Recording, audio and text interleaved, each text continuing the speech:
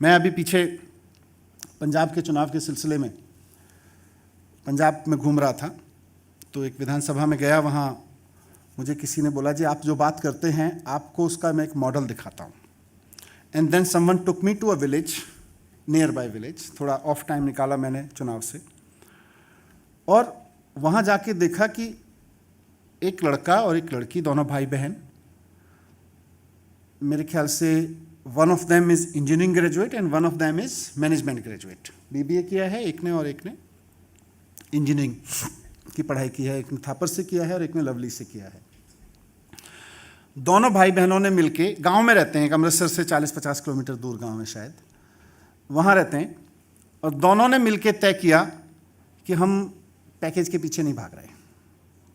और मैं घर में गया उनके, माँ बाप, मतलब माँ होम मेकर हैं, पिताजी गांव में एक छोटी सी चक्की चलाते हैं। उनके पास में शायद लवली यूनिवर्सिटी की फ़ीस का पैसा नहीं था, कैसे लोन लेके उन बच्चों ने पढ़ाई की होगी, आई डोंट नो। और मुझे बहुत इंटरेक्शन करने का मौका उतना लंबा नहीं मिला, लेकिन मैं गया तो वहाँ उन लोगों ने तय किया हुआ था कि दोनों, अब मैनेजमेंट और टेक्नोलॉजी दोनों थी उनके पास में।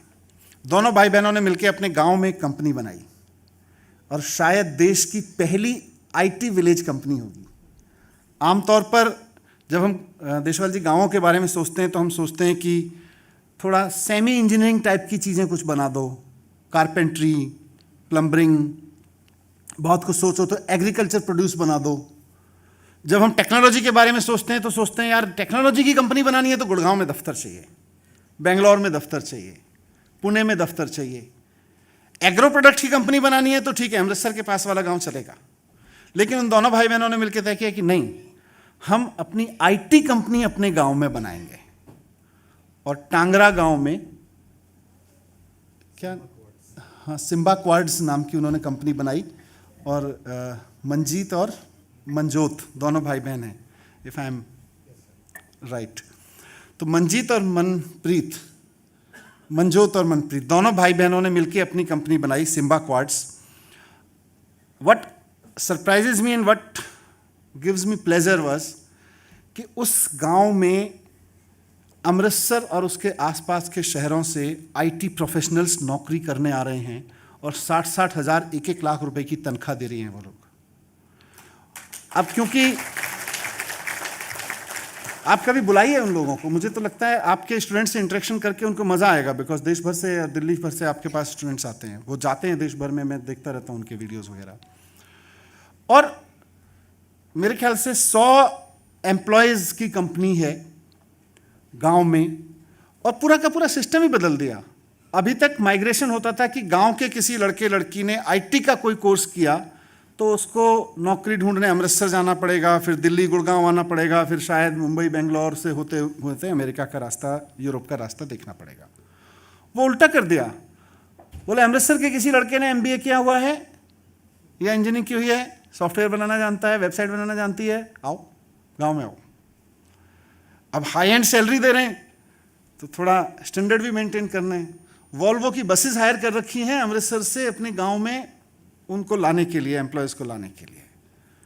और देखिए कमाल में, फिर गांव वालों से भी मिला, बोले जी जब से ये कंपनी ने काम करना शुरू किया है ना, अब सोचिए आपके गाँव में एक कंपनी खुल गई, 100 लोग हैं उसमें, और किसी को 20-25 भी सैलरी होगी, बट क्योंकि 100 तो टोटल स्टाफ है, पर 1-1 लाख रुपए भी सैलरी है, तो 1 लाख रुपए, 60-70 हज़ार रुपए की नौकरी करने वाले 20-25 लोग भी जिस गांव में बैठ गए एक कंपनी में, दफ्तर में, लोकल खाना पीना तो वहीं से गांव से ही चल रहा है।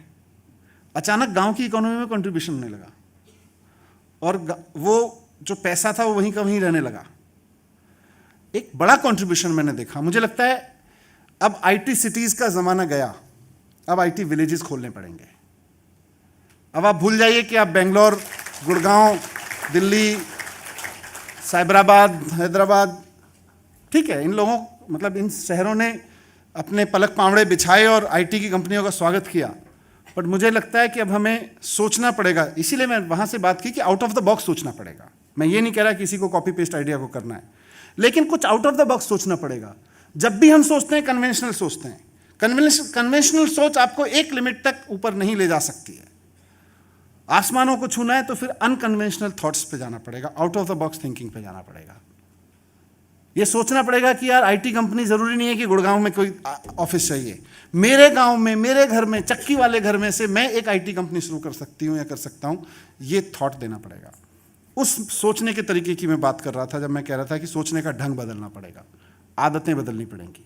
आप जो बच्चा देश को दे रहे हैं या देने वाले हैं, आप डिग्री बहुत शानदार देते हैं, नॉलेज बहुत शानदार देते हैं, लेकिन ये आदत और सोचने का ढंग ऑलमोस्ट हम मानते हैं तो समाज दे ही रहा है। जिन जिन देशों ने यह तय किया कि समाज दे ही रहा है, वो देश आज थर्ड वर्ल्ड कंट्रीज बने हुए हैं, और जिन जिन देशों ने तय किया कि आदत और सोचने का ढंग अपनी अगली पीढ़ी को हम अपनी यूनिवर्सिटीज के थ्रू देंगे, आज वो दुनिया की टॉप यूनिवर्सिटीज बने हुए हैं और टॉप कंट्रीज, टॉप इकोनॉमीज बने हुए हैं। That's the only difference. मैं चाहता हूं कि हमारी यूनिवर्सिटीज वो रोल निभाएं, मैं चाहता हूं कि हमारे कॉलेजेस वो रोल निभाएं। NSUT बहुत हद तक प्रोग्रेसिव यूनिवर्सिटी है, इसलिए मेरी अपेक्षाएं बढ़ जाती हैं। आप इतना बढ़िया काम कर रहे हैं यहाँ पे, आपने इतना बढ़िया शानदार ये बनाया, तो मैं चाहूँगा कि आने वाले समय में देश को वैसे लोग देना जो 1.25 करोड़ की नौकरियाँ बांटें, ना कि 1.25 करोड़ की नौकरियाँ ढूंढें, वो भी आप ही की जिम्मेदारी है। आप जितना आगे बढ़ेंगे उतनी ज़्यादा जिम्मेदारियाँ आपके कंधे पे डाली जाएंगी, लेकिन आप बढ़ रहे हैं तो आपके कंधे पे जिम्मेदारियां डाली जाएंगी। बहुत बहुत धन्यवाद और बहुत बहुत बधाई आप सबको, बहुत बहुत शुभकामनाएं उन लोगों को जिन्होंने ज्वाइन किया है। Thank you very much.